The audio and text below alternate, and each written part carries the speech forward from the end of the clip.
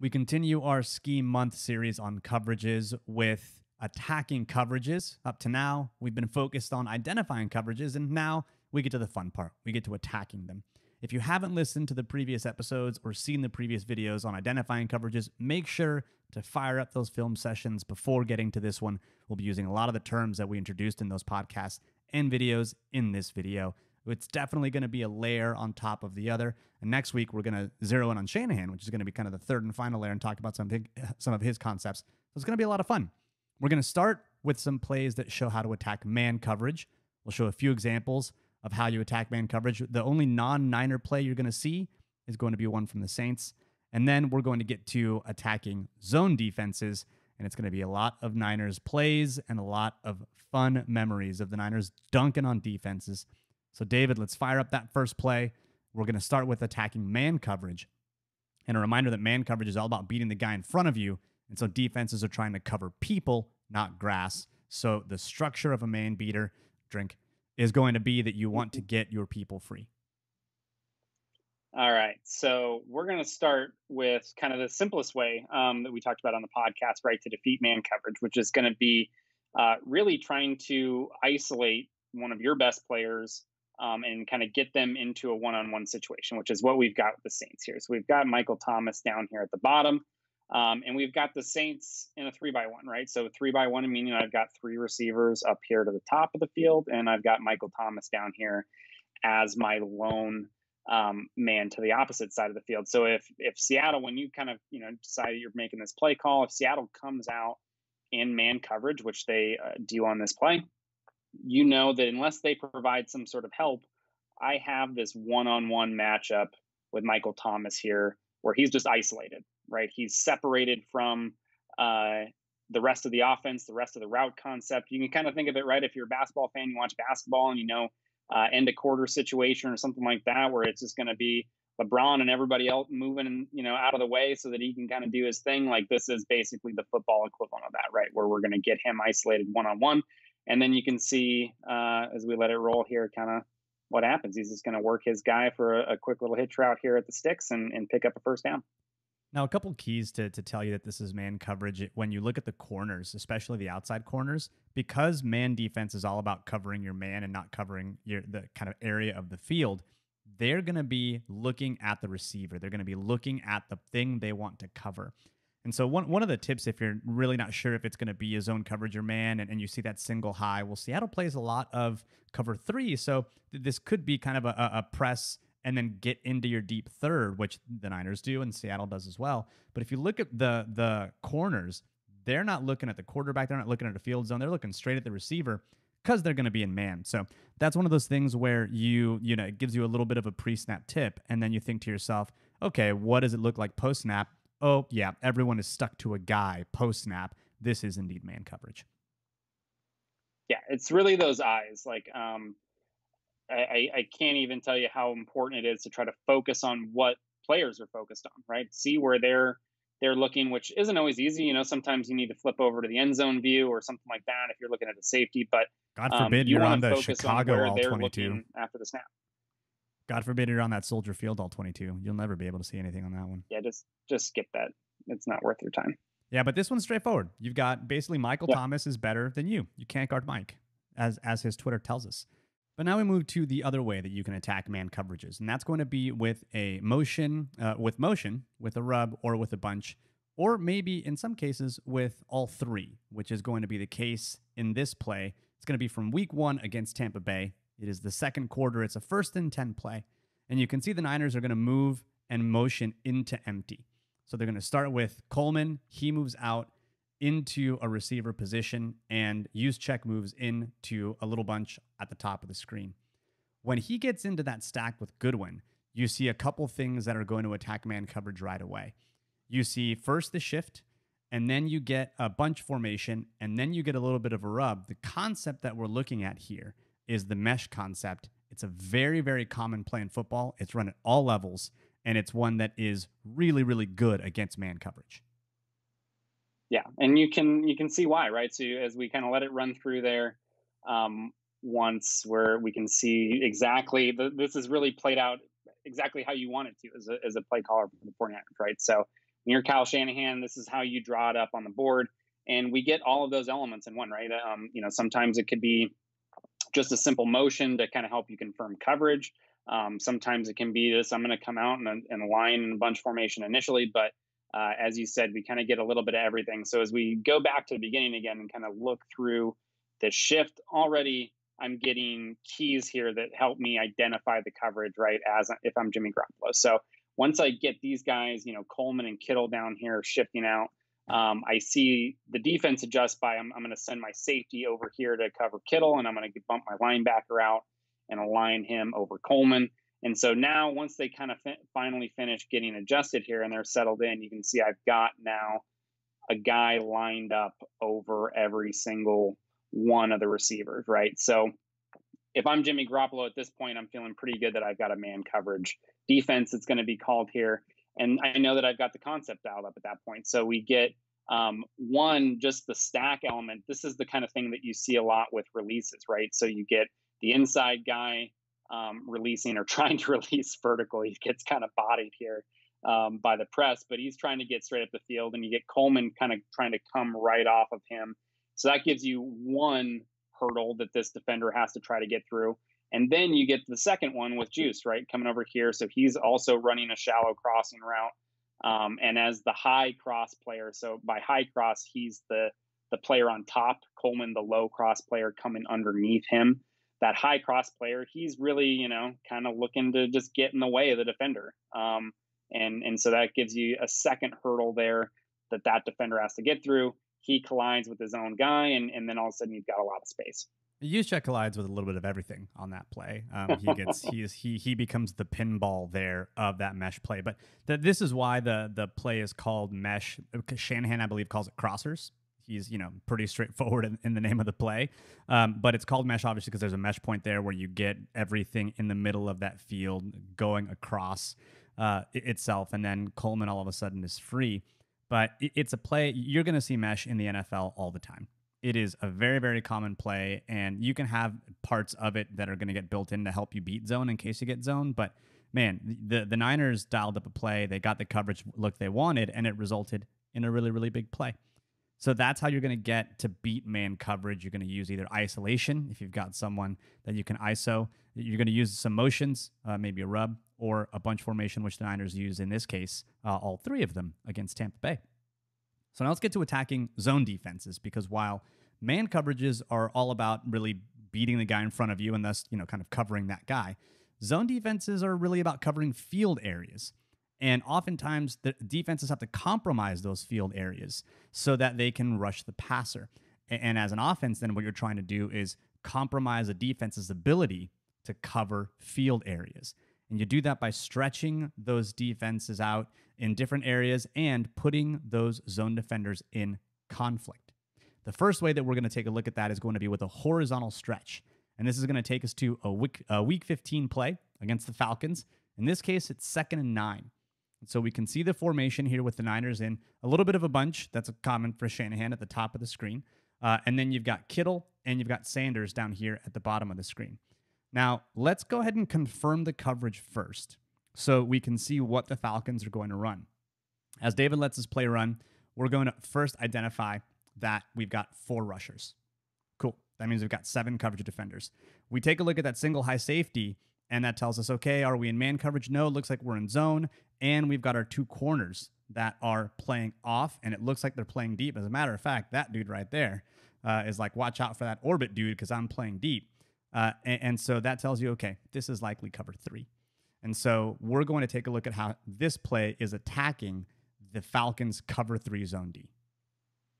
Yeah. So what we're going to get, right? So we're again looking at horizontal stretches. So if you remember from the podcast, that means we want to really be able to stretch either the entire defense or just more likely a section of the defense from sideline to sideline. And the guy that we're ultimately going to be targeting with this concept is this defender right here. So we're going to get from Kittle, kind of a little stick route that he's going to run here, and then we're going to get Mostert out of the backfield into the flat. And so what that does is it makes this, so that defender that we called out right here, he's the one that kind of falls in between these 2 routes, right? His zone, he would normally be kind of dropping, over into this area.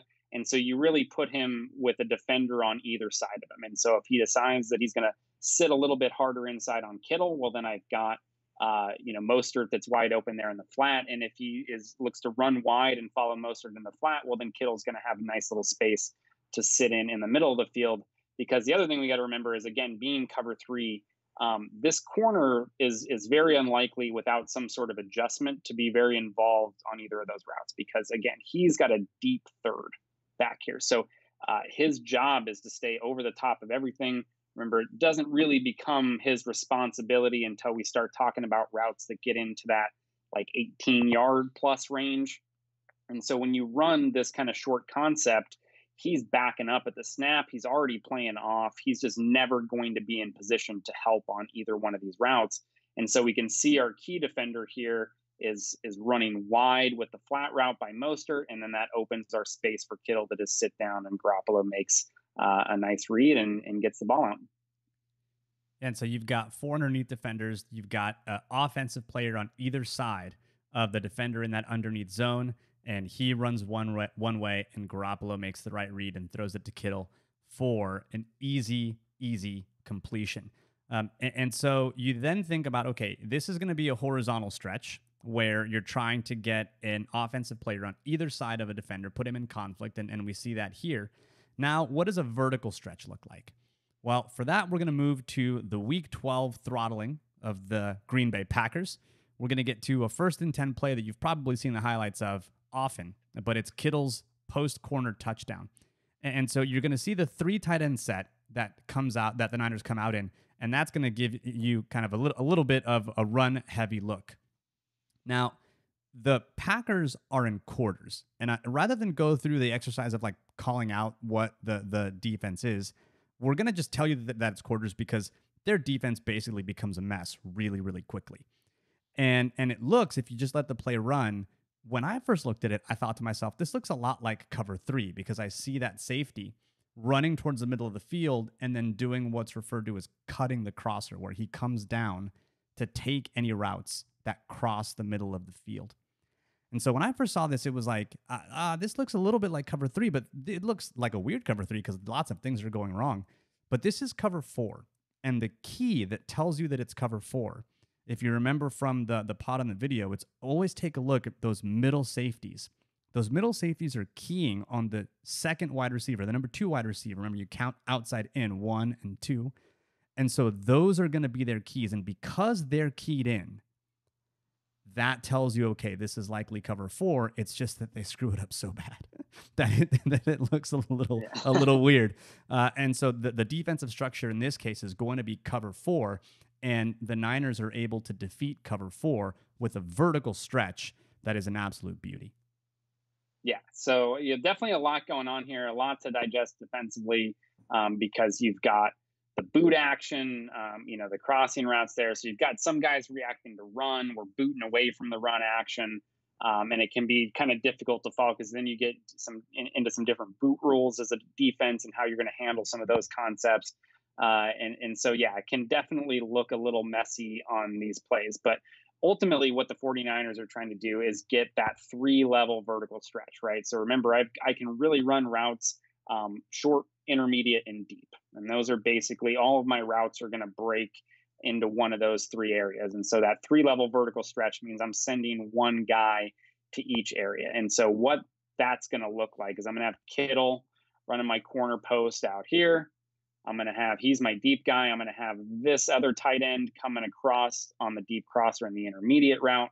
And then I've got my receiver coming here in motion and leaking out into the flat. So I've got my 3-level stretch with those routes here. And so basically, from Garoppolo's perspective, he's looking deep to short. So I'm gonna take a peek right here as I kind of finish my boot and get my hips turned around here. I'm going to take a peek and see if I've got the deep route available. If not, I'm just going to slowly work my way back down the list until I finally get to the flat. And as you can see, we've got the deep route. You get the corner just completely turned around. And so, Garoppolo really focused on leverage here. Part of the beauty of this play is that really on boots, Shanahan will do, Shanahan's got a lot of stuff in his boot game, but there is often that 3-level stretch that you just get near the sideline. And you will see often the kind of underneath route, the middle, and then you see the route that Kittle runs typically just continues to go to the sideline. And that's what it looks like he's going to do here, and then he breaks it back into the post.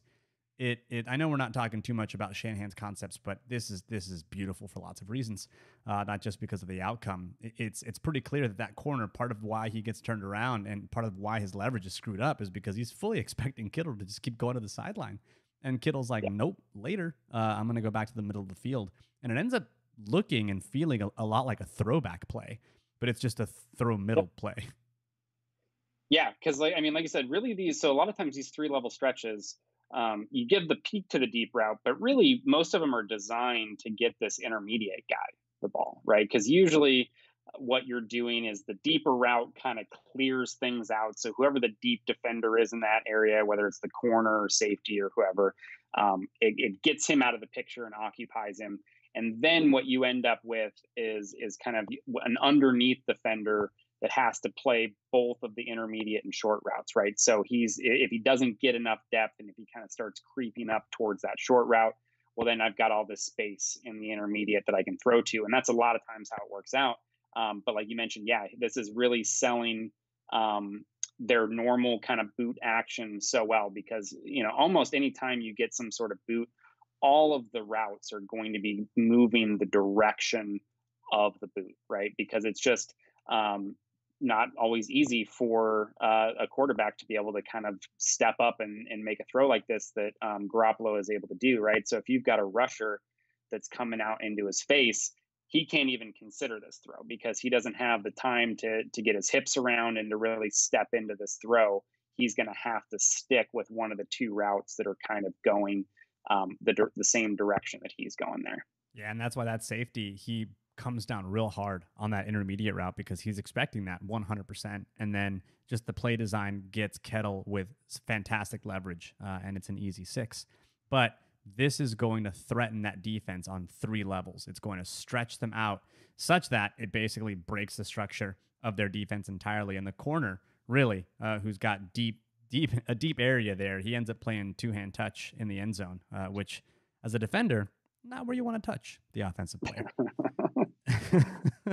Not exactly. Not ideal. No, not ideal for the Packers, but absolutely get turned around, vertical stretch, and it's 6 for the 49ers. And then you get to the triangle stretch. And to view what a good triangle stretch looks like, we're going to go to week 10 in the game against Seattle. This is 1st and 10. This is near the end of the game. It's 18 seconds left. The team is in hurry up. And the 49ers run a play that is also very, very common. It's one that Bill Walsh made famous. But you're going to get a triangle stretch at the very top of the screen with that 3-player bunch that you see.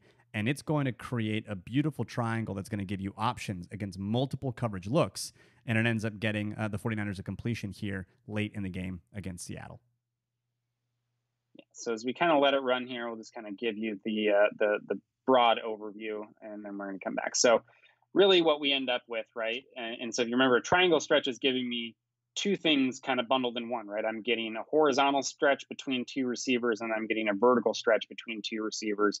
And you've got one of the 3 that kind of works as like the pivot, right? That's in both of those concepts. So what I'm going to get is Deebo Samuel here is my guy that kind of fits in both. So I'm going to get him kind of coming and running this little sit route here.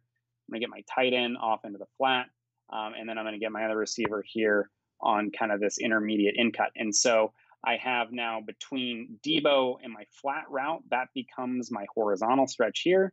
And then between Deebo, bring that back. And then between Deebo and my intermediate in cut, that becomes my vertical stretch, right? So depending on the coverage look that I get here from Seattle, I should have, as long as it's some type of zone coverage, I should probably have an option to throw to if I'm Jimmy Garoppolo. So once we kind of let this guy run, you can see at this point, my first kind of coverage key here is going to be this defender. He sees him running over the top and working to the flat. So at that point, I am isolating this defender.